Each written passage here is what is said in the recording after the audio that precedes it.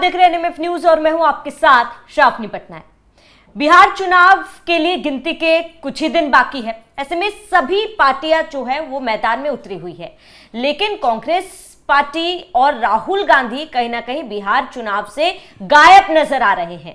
वही राहुल गांधी जो चुनाव के कुछ दिन पहले कई आरोप बीजेपी पर लगा रहे थे। बिहार में वोट चोरी का आरोप वो लगा रहे थे, यात्राएं निकाली जा रही थी, वोट अधिकार यात्रा राहुल गांधी ने निकाला था, बहुत शोर मचाया गया था। बिहार में आकर बीजेपी पर आरोप लगाए जा रहे थे कि वोट काटा जा रहा है, वोट चोरी की जा रही है। और आमतौर पर जब हमने देखा है कि कांग्रेस अक्सर जब हारती है तो ठिकरा ईवीएम पर फोड़ती है, हार का ठिकरा बीजेपी पर फोड़ती है कि बीजेपी ने बेईमानी की है। लेकिन चुनाव के समय राहुल गांधी और कांग्रेस पार्टी गायब नजर आती है। कांग्रेस को यह नजर नहीं आता कि कार्यकर्ताओं को जिस चीज की जरूरत है वो कांग्रेस दे ही नहीं पाती है।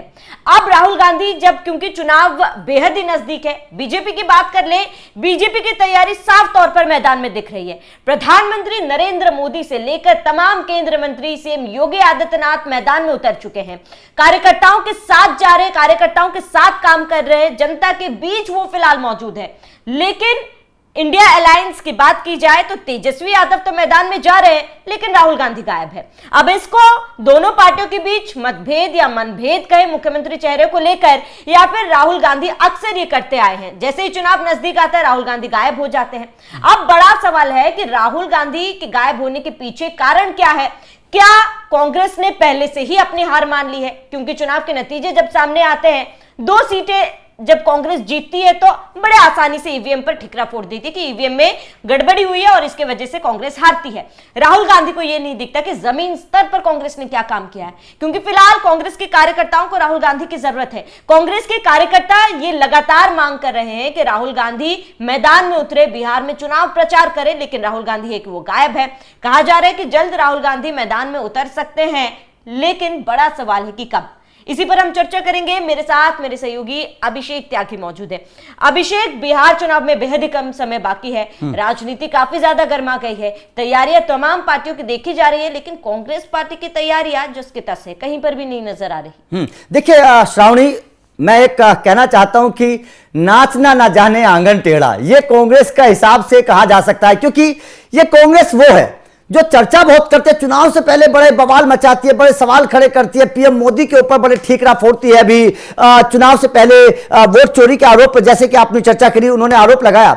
लेकिन यह समझ में नहीं आता कि जिस वक्त बिहार के वोटर्स को जो कांग्रेस के हैं, जिस वक्त बिहार के नेताओं को जो कांग्रेस ने टिकट दिए हैं, बिहार के जो विधायक मैदान में उतरने वाले हैं, उनको जब राहुल गांधी की जरूरत है, उनको जब राहुल गांधी की रैली की जरूरत है, उस वक्त राहुल गांधी बिहार से दूर हैं। पहले तो देश छोड़कर ही चले गए थे, खैर अब देश में आ जरूर गए हैं, लेकिन अभी तक बिहार में नहीं पहुंचे हैं। बिल्कुल बहुत बड़ा सवाल है कि आखिर जो कांग्रेस अपने आप को मतलब देश की एक वक्त में बहुत बड़ी पार्टी थी, और जो राहुल गांधी, जो कांग्रेस के कार्यकर्ता राहुल गांधी को पीएम बनाने का सपना देख रहे हैं, आखिर वो बिहार में क्यों नहीं जाए? देखिए, इसके पीछे की कुछ वजह आप समझ लीजिएगा। सबसे पहली वजह क्या है? सबसे पहली वजह यह है कि बिल्कुल जैसे कि आपने कहा कि कांग्रेस ये बात पहले से मान चुकी है कि उसका कोई जनाधार बिहार में नहीं है, क्योंकि राहुल गांधी ने, कांग्रेस ने यात्राएं तो बहुत निकाली, पूरे हिंदुस्तान में राहुल गांधी पैदल घूम गए, लेकिन नतीजा क्या हुआ? नतीजा क्या हुआ? क्या आपको उसका कोई वोट में तब्दील वो यात्रा हुई?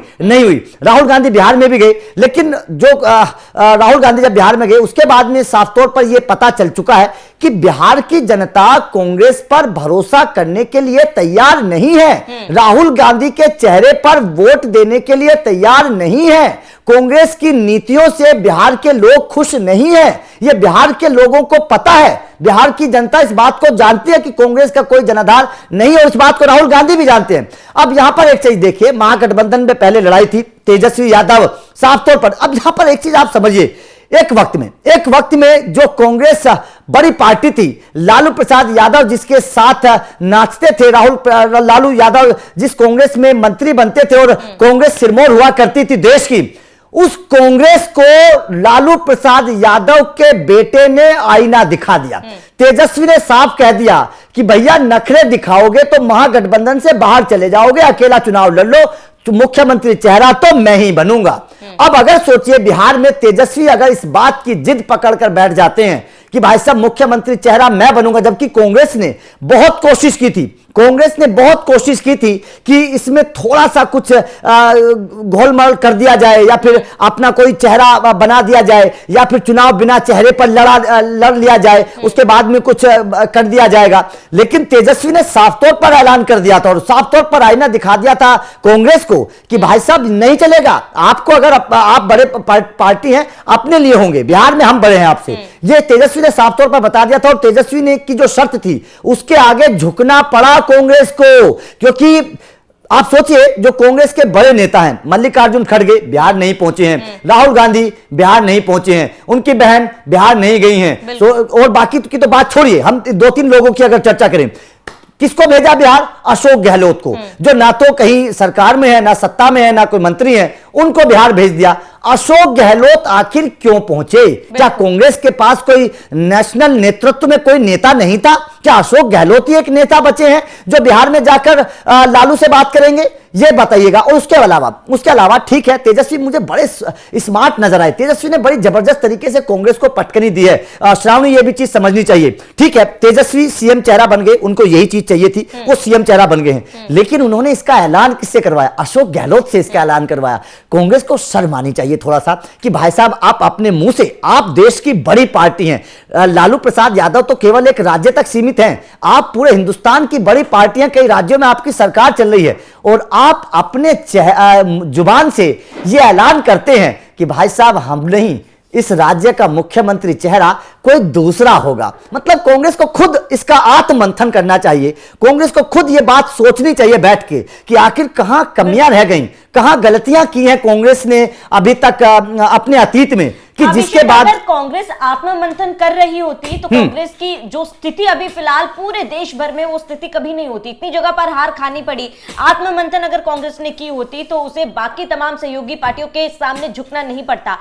तमाम प्रदेशों की बात कर ले, महाराष्ट्र की बात कर ले, हरियाणा की बात कर ले, पंजाब की बात कर ले, जहां जहां गठबंधन कांग्रेस ने किया है वहां पर हर जगह कांग्रेस को झुकना पड़ा है। जितनी सीटों की मांगे कांग्रेस करती आ रही है, वो सीटें कभी उन्हें नहीं मिली। उत्तर प्रदेश की भी बात कर ले, लोकसभा चुनाव में समाजवादी पार्टी के साथ जब आपने गठबंधन किया था तब आपको जितनी सीटें चाहिए थी नहीं मिली, आपको समाजवादी पार्टी के हिसाब से काम करना पड़ा था। बिहार में भी वही तस्वीरें देखी जा रही है। अगर कांग्रेस आत्ममंथन करती तो ये स्थिति नहीं होती। और इसके साथ ही लगातार चुनाव आ रहे हैं और चुनाव के 2 दिन पहले आप मैदान में उतरेंगे और रैलियां करेंगे और आपको लगेगा कि जनता हमें समर्थन करेगी, जनता है, सब जानती है, और उसके बाद जब हार जाते हैं तब भी आप आत्ममंथन नहीं करते हैं, फिर हार का ठिकरा जो है वो दूसरों पर आप फोड़ते हैं। देखिए श्रावणी, 2 चीजें समझिए। अब मैं अगर तुलना थोड़ी सी करूं, कांग्रेस और बीजेपी दोनों की तुलना करिए, देखिए वो बात अलग है कि सरकार किसकी बनती है, बीजेपी को कितनी सीट मिलती है, कांग्रेस को कितनी सीट मिलती है, ये अभी से हम प्रेडिक्ट नहीं कर सकते और ना ही हमें करना चाहिए। लेकिन अगर मैं दोनों पार्टियों की, हमें क्या दिखता है? हमें दिखती है मेहनत।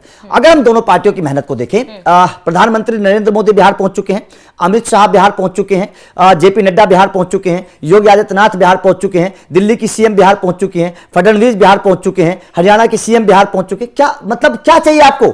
मतलब बीजेपी के बड़े नेता बिहार पहुंच चुके हैं, रैली कर रहे हैं, नीतीश कुमार रैली कर रहे हैं, ठीक है ना।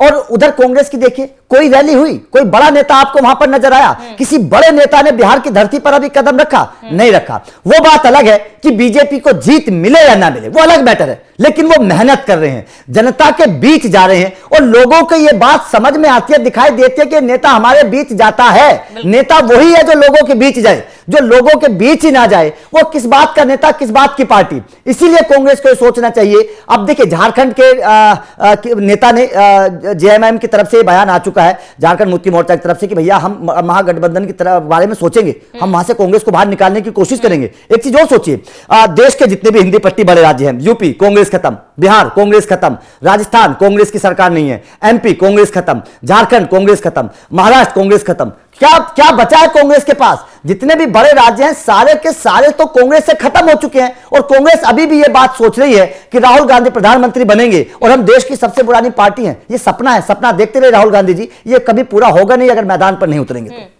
बिल्कुल। आप और अभिषेक, क्या ये कहना गलत होगा कि राहुल गांधी फिलहाल वेट एंड वॉच के सिचुएशन में फिलहाल है, क्योंकि जिस तरीके से चुनाव लड़ा जा रहा है फिलहाल बिहार में, आप कांग्रेस और आरजेडी के बीच में मतभेद के साथ मनभेद भी साफ देखा जा रहा है। मुख्यमंत्री चेहरे को लेकर हो, जिस तरीके से तनातनी हमने दोनों पार्टियों के बीच देखे, और उसके बाद से ही राहुल गांधी एकदम से गायब है। तो क्या राहुल गांधी सोच समझ रहे हैं अभी भी चुनाव से पहले? देखिए अब क्या सोच रहे हैं, 2 दिन चुनाव को, 3 दिन चुनाव को बचे हैं, ज्यादा दिन बचे नहीं, हफ्ता भर बचा है, क्या चुनाव को सोच रहे हैं? कोई वेट एंड वॉच नहीं है। राहुल गांधी को पता चल चुका है कि वो बिहार में कमजोर हैं, और जब इंसान कमजोर होता है तो वो बोलता नहीं, वो चुप रहता है। वही कंडीशन राहुल गांधी की है। राहुल गांधी मतलब कांग्रेस की कमजोरी बिहार में साफ तौर पर देखी जा रही है। ऐसे में ज्यादा हाथ पैर मारना, राहुल गांधी भी समझ रहे हैं कि ज्यादा दिखावा करना ठीक नहीं है। लोग समझते हैं कमजोरी हमारे अंदर है। तेजस्वी यादव ने हमें झुकाया है, तेजस्वी यादव ने अपनी शर्तों के आगे हमें झुकने पर मजबूर किया है। ये बात बिहार के गलियारों में है। राजनीतिक जो पंडित हैं बिहार के, वो इन सब चीजों को जानते हैं कि किस तरीके से कांग्रेस झुकने पर मजबूर हुई है आरजेडी के आगे। तो ये बात हर कोई जानता है, तो इसमें कोई दो राय नहीं है कि बिहार में कांग्रेस का जनाधार। देखिए क्या परफॉर्मेंस है, कितनी सीटें आप लेकर आते हैं। बात करते हैं कि हमें आप 80-90 सीटें दे दीजिए, कितनी सीटों को आप निकाल पाएंगे, कितनी सीटों पर आप जीत दर्ज कर पाएंगे, कैसे दे दे? तेजस्वी यादव कैसे दे दें आपको 70-80 सीटें? नहीं दे पाएंगे, क्योंकि 80 सीटें अगर आपको दे देंगे तो महागठबंधन का नुकसान है। तो कांग्रेस को इस बारे में सोचना चाहिए कि आपका परफॉर्मेंस कैसा है, तभी तो आप मांग करें। परफॉर्मेंस आपका है नहीं, सीटें निकलती हैं आपकी गिनती की, और उसके बाद में आप मांग करते हैं 70-80 सीटों की। तो कांग्रेस को थोड़ा सा सोचना चाहिए। बिल्कुल अभिषेक, और ये देखना महत्वपूर्ण होगा कि कांग्रेस वाकई में आत्ममंथन करती है, क्योंकि जाहिर सी बात है वक्त बेहद ही कम बचा है। अगर कांग्रेस आत्ममंथन करती भी है तो मुझे नहीं लगता कि इस चुनाव में जो है तस्वीरें कांग्रेस की तरफ देखने को मिलेगी। फिलहाल आपका इस पूरे चर्चा पर क्या कह रहे हैं हमें कमेंट कर जरूर बताएं। साथ ही बने रहिए एनएमएफ न्यूज के साथ।